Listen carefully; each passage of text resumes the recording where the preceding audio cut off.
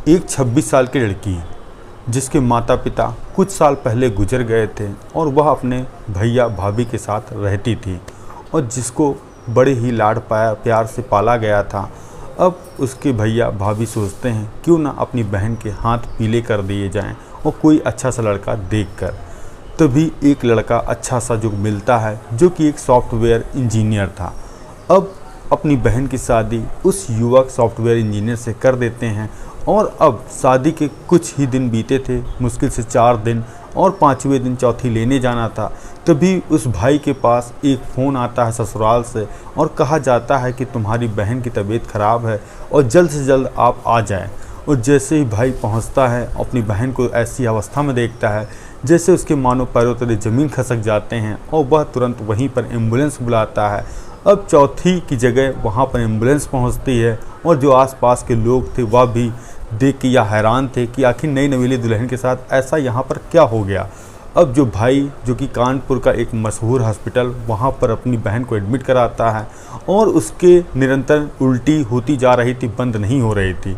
और तभी जो उसकी भाभी थी वह नंद के पास जाती हैं, कहती हैं आप बेटा बताओ तुम्हारे साथ आखिर वहाँ हुआ तो क्या हुआ। जो उसकी नंद फिर एक ऐसा सच अपनी बहन को भाभी को बताती है जिसको सुनने के बाद हर जगह हड़कंप मच जाता है और पता चलता है कि वह नई नवेली दुल्हन 2 दिन बाद उसकी मौत हो गई।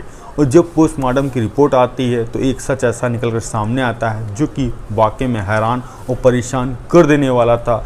जिस किसी ने भी इस घटना के बारे में जाना वह दुल्हे को ही कोस रहा था कि आखिर कोई दुल्हा ऐसे अपनी दुल्हन के साथ कैसे कर सकता है। आप सभी को नमस्कार, मेरा नाम रवि है। मैं आशा उम्मीद करता हूँ आप लोग बहुत अच्छे होंगे। अगर आप हमारे चैनल पर नए हों सब्सक्राइब बेल आइकन जरूर दबाएं, जैसा कि समाज में घट रही घटनाएं आप तक तुरंत पहुँचती रहें। यह सच्ची घटना चालू होती है उत्तर प्रदेश का एक ज़िला है हमीरपुर, और यहीं पर का रहने वाला एक परिवार जो कि भैया भाभी और उनकी एक 26 साल की बहन और जो उनके माता पिता थे कुछ साल पहले ही ख़त्म हो गए थे। और जो भाई था वह एक सरकारी संस्थान में काम करता था और तभी उसको लगा जो उसकी बहन 26 साल की है अब वह बड़ी हो गई है, क्यों ना उसके हाथ पीले कर दिए जाए। तभी भाई अपने रिश्तेदारों से कहता है कि मेरी बहन के लिए कोई अच्छा सा लड़का हो बताइए, जो कि मैं अपनी बहन की शादी करना चाहता हूँ। और कुछ दिन बीतते हैं, तभी एक रिश्तेदार फ़ोन करता है कि मेरा जानने वाला एक लड़का जो कि उरई के राजेंद्र नगर का रहने वाला परिवार है और उनका लड़का इकलौता है जिसका नाम रितेश है और वह एक सॉफ्टवेयर इंजीनियर में काम करता है। अब दोनों को परिवार वालों को बुलाया जाता है एक मंदिर में और लड़के को लड़की पसंद कराई जाती है और लड़के को लड़की। दोनों पसंद कर लेते हैं तो पंडित जी से कह के शादी के दिन तारीख तय होती है। वो तारीख थी 3 फरवरी 2024। अब जो लड़का था जो कि उरई राजेंद्र नगर से का रहने वाला था वह अपने पूरे रिश्तेदार और अपने पूरे परिवार के साथ बारात लेकर पहुंचता है हमीरपुर, जो कि उस लड़की का घर था। अब बारात जैसे पहुंचती है, जो बारातियों का वहां पर स्वागत सत्कार किया जाता है और वहां नाश्ता पानी कराया जाता है। उसके बाद जयमाल की रस्म होती है और वहां सभी लोग यह दृश्य देखकर काफ़ी खुश हो रहे थे और काफ़ी लोग तो यह कह रहे थे बिल्कुल जोड़ी दोनों लोग की परफेक्ट है। और अब पंडित जी दुल्हे को 7 जन्मों तक कस्में खिलाते हैं मरने जीने के साथ रहने की, मगर क्या पता था यह जन्म जो कि 7 जन्मों को कस्में खिला रहे हैं यह सिर्फ 7 दिन में ही चलेंगे, इसके बाद नहीं चलेगा। मगर होने को कौन टाल सकता है कि उस दुल्हन के साथ आखिर यह इतना बड़ा कांड होने वाला है। अब सुबह होता है और अब दुल्हन तैयारी करती है अपने नए नवेली ससुराल जाने के लिए और वहाँ पर पहुँचती है। वहाँ लड़के के घर वाले दुल्हन को उतारते हैं और जो वहाँ महिलाएं संगीत गीत करती हैं और उसके बाद जो कि एक रात आती है जो कि दुल्हे के लिए भी खास थी, दुल्हन के लिए भी खास थी। वह रात थी सुहाग रात की, जिसका काफ़ी सालों से दुल्हन और दुल्हा इंतज़ार कर रहे थे। रात के करीब 9 बजते हैं, दुल्हन अपने कमरे में बैठी थी और तभी दुल्हा वहाँ पहुँचता है। उसके फ़ोन पर एक फ़ोन आता है और वह बात करता है और बात करते करते बाहर निकल जाता है और कहा जाता है कि वह अपने ख़ास दोस्तों को फ़ोन करके बता रहा था कि आज मेरी फर्स्ट नाइट है और मुझे क्या और कैसे करना चाहिए। तभी उसके दोस्त ने कुछ ऐसी सलाह दी जिसके बाद वह फिर कमरे में दाखिल हुआ और बिल्कुल सुबह ही फिर कमरे से बाहर आया और जब उसकी पत्नी सुबह उठती है तो उसको ऐसा लगता है कि उसका जी मचला रहा है और उसका बदन पूरा टूट रहा है, क्योंकि कुछ रात उसके साथ कुछ अलग हुआ था। अब उसका तबीयत धीरे धीरे ख़राब होती है और वह अपने पति से कहती है कि मेरी आज तबीयत ख़राब है और मुझे दवाई की ज़रूरत है। तो पति मेडिकल स्टोर जाता है, दवाई लेकर आता है और देता है और फिर खाना खाती। फिर दूसरी रात आती है, दूसरी रात भी कुछ वह पति अपनी पत्नी के साथ ऐसा करता है कि उसकी तीसरे दिन भी अचानक तबीयत ज़्यादा ख़राब होने लगती है। अब यही तारीख आती है 7 फरवरी 2024 और एक दिन बाद लड़की के घर वाले अपनी बहन को लेने के लिए चौथी आने वाले थे। तभी शाम के करीब 7 बजा था। जो लड़का था जिसकी शादी हुई थी वह अपने साले को फ़ोन करता है और कहता है कि जो तुम्हारी बहन है उसकी हालत ख़राब है और तुम लोग आ जाओ। जो लड़की का भाई था और भाभी था वह कानपुर एक फंक्शन में आए हुए थे। जैसे ही यह बात सुनते हैं उनके पैरों तले ज़मीन खसक जाती है कि आखिर मेरी बहन के साथ ऐसा क्या हो गया कि उसकी अचानक तबीयत बिगड़ने लगी। तभी वह तुरंत फ़ौरन ही वहाँ से रुख करते हैं हमीरपुर का और पहुँचते हैं अपनी बहन के ससुराल में। देखते हैं उसकी बहन बेड पर ऐसे बदहवास अवस्था में लेटी है और वह बोलने को प्रयास कर रही है मगर उसके मुंह से शब्द नहीं निकल रहे हैं।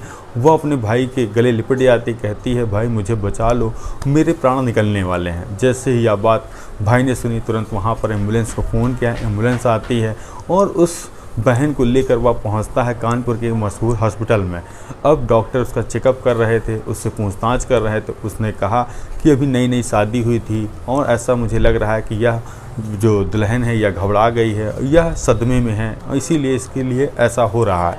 अब 1-2 दिन वहाँ एडमिट होती है। नेक्स्ट तारीख आती है 8 तारीख, मगर उसकी सेहत में कोई सुधार नहीं हो रहा था।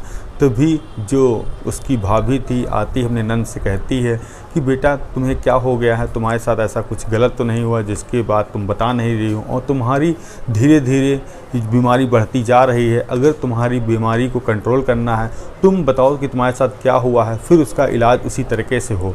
फिर दुल्हन ने एक ऐसा बयान दिया जिसको सुनने के बाद जो उसकी भाभी थी वह भी हैरान और परेशान हो गई। वह बयान उसने यह दिया कि शादी की सुहाग रात वाले दिन मेरे पति ने कुछ ऐसी गोलियां खाईं जिसके बाद वह लगातार 5 से 6 घंटे तक मेरे साथ सेक्स करता रहा, और जब मैंने मना किया तो उसने मारा और पीटा और हिदायत दी कि मैं तुमको घर से भगा दूंगा, अगर मेरे साथ रहना है तो ऐसे ही करना पाएगा। तो मैंने भी यह सब दर्द झेला क्योंकि मुझे पता था कि यह सब आम बात है और ऐसा होता है, तो मैं भी कुछ नहीं बोली। और दूसरे दिन भी मेरी तबीयत ख़राब थी तो उसने दवाई ला के दिया और वह लगातार उस दिन भी मेरे साथ ऐसा करता रहा। और जब मेरी तबीयत ख़राब हो गई तो उसने मेरे भाई को फ़ोन कर दिया। अब तारीख बीत चुकी थी 10 तारीख, तभी दोपहर के 2 बजे वह नई नवेली दुल्हन दम तोड़ देती है। इसके बाद जब वहाँ के डॉक्टर उस दुल्हन का पोस्टमार्टम कराते हैं तो कुछ ऐसी रिपोर्ट में निकल कर सामने आती है जिसको सुनने के बाद उस पूरे ज़िले में हड़कंप मच गया। उस रिपोर्ट में लिखा था कि जो दुल्हन था उसके प्राइवेट पार्ट में इन्फेक्शन हो गया था। इन्फेक्शन इतना फैल गया जिसके कारण से उसकी मौत हो गई थी। और रिपोर्ट में ऐसा बताया जा रहा लिखा था कि ऐसा लग रहा था कि उसके साथ गैंग रेप हुआ है, इसी कारण उसकी मौत हुई है। अब भाभी ने जब यह बात पुलिस को बताई, पुलिस भी हैरान और परेशान कि आखिर कोई इतना बड़ा कदम कैसे उठा सकता है। जो उसकी पत्नी थी जिसने 7 जन्मों तक मरने जीने कसमें खाई थी, उसने 7 दिन में ही अपनी पत्नी का मार दिया, वो भी एक अवैध संबंध के कारण। और इसीलिए जब पुलिस ने मुकदमा दर्ज किया, जब उस लड़की के भाई ने मुकदमा दर्ज कराया पूरे परिवार के खिलाफ, तो दुल्हन ने बयान दिया कि इस लड़की की तबीयत पहले से ही ख़राब थी, इन लोगों ने मेरे साथ गलत बोला और झूठ बोलकर उस लड़की की शादी कर दी और आने के बाद उसकी अचानक तबीयत ख़राब हो गई। अब पुलिस उस लड़के के घर वालों को पकड़ती, उनको पकड़ती है और सभी को गिरफ्तार करने के बाद जेल भेज देती है। और ये था एक कड़वा सच जो कि एक दुल्हन ने अपनी दुल्हन के साथ किया। हालांकि ये सब नहीं करना चाहिए था उसको, और जब उसकी मर्ज़ी होती तब उसके साथ करता। और आखिर सरकार देखो अब क्या उस पर सज़ा सुनाती है, यह फैसला अभी कोर्ट में है। और आपका कुछ भी जवाब हो तो कमेंट के माध्यम से ज़रूर दें। हम मिलते हैं आपसे नई कहानी नई शुरुआत के साथ। जय हिंद, जय भारत। और ज़्यादा से ज़्यादा इस कहानी को शेयर करें क्योंकि सभी लोगों के पास पहुँचे और ज़्यादा से ज़्यादा इस कहानी का पता चले।